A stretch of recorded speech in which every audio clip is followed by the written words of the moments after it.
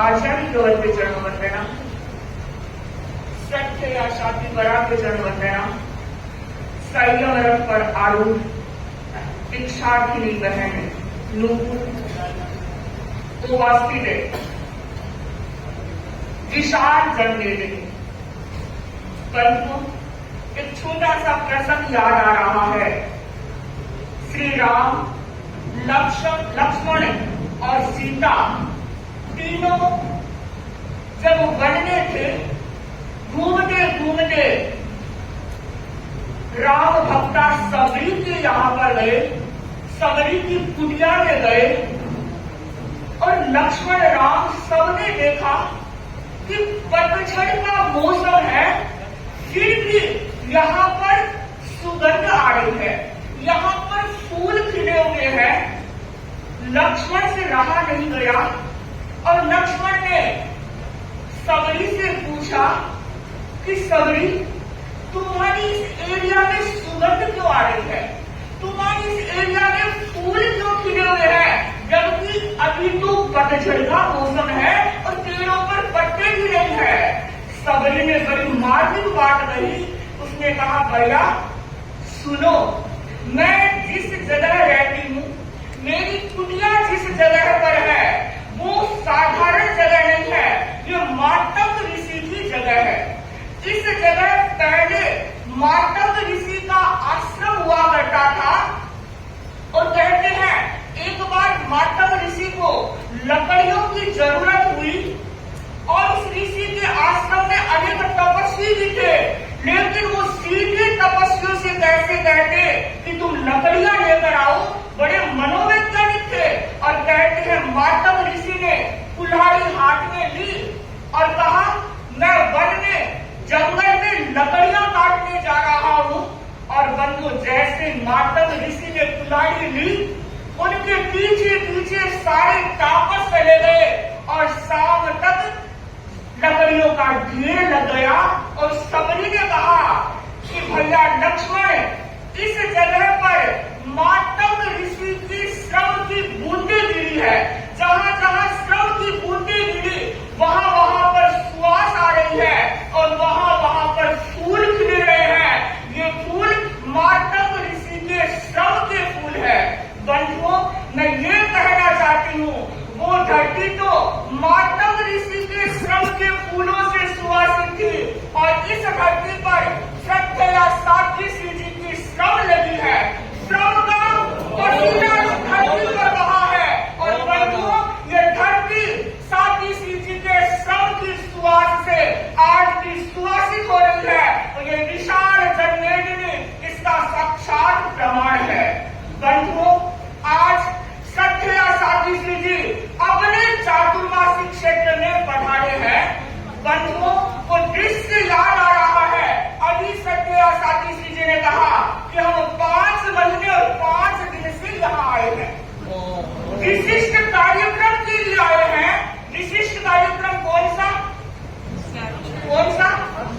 हाँ, देखिए, विशिष्ट कार्यक्रम हम साध्वी श्री जी क्यों आए हैं? अक्षय तृतीया यहाँ पर होने वाली है, श्रद्धेया साध्वी श्री जी के सानिध्य में और साध्वी श्री संगीत श्री जी के सानिध्य में। लेकिन अचानक आना था और एक बड़ा गिफ्ट मिला। कौन सा? इतना बड़ा कार्यक्रम, बहुत शानदार एंट्री हुई है, शानदार कार्यक्रम है और शानदार ही उपस्थिति है। मन बाबा होगा, कार्यक्रम शानदार होता है। और बंधुओं, और श्रद्धेया साध्वी श्री जी जहां भी जाते हैं अच्छी उपस्थिति होती है, लेकिन ये कार्यक्रम विशेष शानदार है क्योंकि बंधुओं, ये संयम का कार्यक्रम, ये दीक्षा का मंगल भावना गिरने लोगों को ही मिलता है, भाग्यशाली लोगों को ही मिलता है। तो आज का ये कार्यक्रम दीक्षा का मंगल भावना समारोह है। बंधुओं, दीक्षा भारतीय संस्कृति का एक ऐसा उपक्रम है जो मनुष्य को बचाता है अज्ञान से, जो मनुष्य को बचाता है प्रमाद से, जो मनुष्य को बचाता है मूर्छा से। बंधु, दीक्षा सिर्फ देश परिवर्तन नहीं है, ये बहन आज इस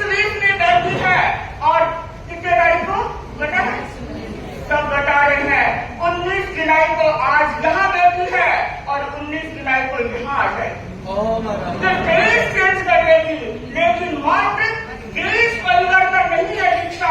अगर देश तो आप लोग भी नाटक करते हैं तो करते ही हैं, वापस चले जाते हैं, लेकिन वास्तव में दीक्षा वो होती है जब हृदय का परिवर्तन होता है। बंधु, दीक्षा प्रदर्शन नहीं, दीक्षा प्रयोग है, दीक्षा दिखावा नहीं, दीक्षा दर्शन है। दीक्षा एक ऐसी चिकित्सा पद्धति है जो व्यक्ति को आदि, व्याधि और उपाधि से मुक्त कर समाधि तक पहुंचाती है। बंधु, दीक्षा सत्यम शिवम सुंदरम का सोपान है और उस सोपान पर हर व्यक्ति नहीं चढ़ पाता। अगर हर चढ़ता तो यहाँ पर कुर्सियां लग जाती। हम कितनों का मंगल भावना समारोह मनाते, पर बंधुओं गिरते लोग होते हैं जो इतिहास बनाया करते हैं, कहते हैं है समर नदी की धार इसमें सब कुछ बह जाया करते हैं, है समर नदी की धार इसमें सब कुछ बह जाया करते हैं, है समय जबल तूफान बड़े बड़े पर्वत झुक जाया करते हैं। अक्सर दुनिया के लोग समय के फेरे में चक्कर खाया करते हैं, पर कुछ सुभाष जी और कनक की लाडली रूपर जैसे होते हैं जो इतिहास बनाया करते हैं, जो इतिहास बनाया करते हैं। सचमुच बहन, तुम इतिहास बनाने जा रही हो, संयम के समरांगण में भाग लेने जा रही हो। मैं ये कहना चाहती हूँ कि तुम गुरु चरणों की चाकर बनकर रहना। जो चरणों का चाकर बनता है वह व्यक्ति हर समय विकास करता है, आरोहण करता है। बंधु कहते हैं श्री राम लंका विजय के बाद अयोध्या पहुंचे। एक बार का प्रसंग, हनुमान सामने बैठे हुए थे, उनके उपकारों को उन्होंने याद किया और हनुमान से कहते हैं कि हनुमान आओ, मैं तुम्हें अपनी बाहों में लेना चाहता हूँ। क्या कहा? आओ, मैं तुम्हें अपनी बाहों में लेना चाहता हूँ। हनुमान ने कहा रहने दीजिए भगवान। तब देखने लगे राम अपनी बाहों में भरना चाहते हैं और हनुमान आ नहीं रहा है। पूछा राम ने क्यों नहीं? तो हनुमान ने कहा भगवान जब आप बाहों में लेंगे तो आधा हाथ बाएं करके मैं आपके पास आऊंगा, आपके हाथ मेरे ऊपर आएंगे और मेरे हाथ भी आपके ऊपर आएंगे। इसका मतलब आधी जिम्मेदारी दोनों की हो जाएगी, दोनों के हाथ मिलेंगे तो आधी आधी जिम्मेदारी हो जाएगी। तो ऐसे बाहों से मिलना किस काम का? मैं तो चरणों का चाकर ही अच्छा हूँ, जो चरणों में रहेगा उसकी पूरी जिम्मेदारी उसकी ही होगी। तो मैं आपके चरणों में रहकर ही अपना कल्याण करना चाहता हूँ। तो मैं भी तुम्हें यही कहना चाहती हूँ कि तुम भी गुरु चरणों की चाकर बनकर रहना, हमेशा श्री चरणों में समर्पित रहना, आगे बढ़ते रहना। अभी तुम देश साहित्य में हो कि सामाजिक साहित्य ग्रहण करोगे, फिर खेलों पर साधन में साहित्य ग्रहण करोगे, तो हम तो यही मंगल कामना करते हैं कि तुम केवल सामाजिक और खेलों पर साधन में साहित्य तक मत उठना।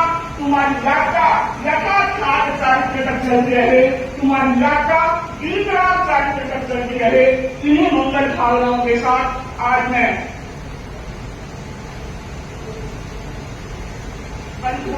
मंगल समय बहुत हो रहा है, मेरी समय का पता नहीं कहा जा रहा है। आप सब मंगल भावना दे रहे हैं, भाव उमड़ रहे हैं कि बहन अकेली रहती है, आप लोग भी मंगल भावना कर रहे हैं, खुश हो रहे हैं। पर एक बात कहना चाहती हूँ, क्या श्रावक समाज क्यों ओही आह्वान है, श्रावक समाज क्यों ओही